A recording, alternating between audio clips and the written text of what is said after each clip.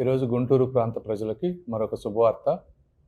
ఆయుష్ ministry నుంచి central institute of yoga and naturopathy research ఇన్స్టిట్యూట్తో పాటు ఒక 100 bed hospital plus staff quarters 15 ఎకరాల స్థలంలో 94 కోట్ల రూపాయలతోటి, అది కూడా 100% సెంట్రల్లీ ఫండెడ్ డబ్బుతోటి నడింపాలెం విలేజ్ ప్రత్తిపాడు మండలంలో ఈరోజు central government, union government approve చేసింది.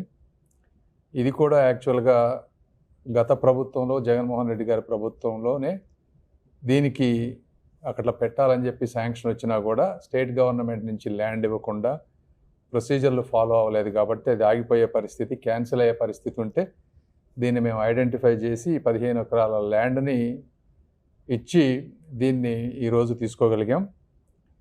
కాబట్టి ఇది ఈరోజు గుంటూరు ప్రాంతంలో యోగా అనేది శ్రీ నరేంద్ర మోదీ గారికి చాలా ఇష్టమైనటువంటి సబ్జెక్టు. న్యాచురోపతి, యోగా, ఆయుర్వేదిక్ అనేది ఇవి కూడా ప్రమోట్ చేయటానికి, ఇందులో వచ్చి ఈ హాస్పిటల్ ద్వారా వచ్చేవి వైట్ రేషన్ కార్డు ఉన్న వాళ్ళకి, పావర్టీ లైన్ కంటే కింద ఉన్న వాళ్ళందరికీ ఫ్రీగా సర్వీసెస్ ఉంటున్నాయి. అదేవిధంగా మిడిల్ క్లాస్ వాళ్ళకి మినిమల్ ఛార్జెస్తో ఇందులో సర్వీసెస్ వస్తాయి. అదేవిధంగా దీంట్లో 100 నుంచి 150 న్యూ ఎంప్లాయ్మెంట్ కూడా క్రియేట్ అవుతుంది.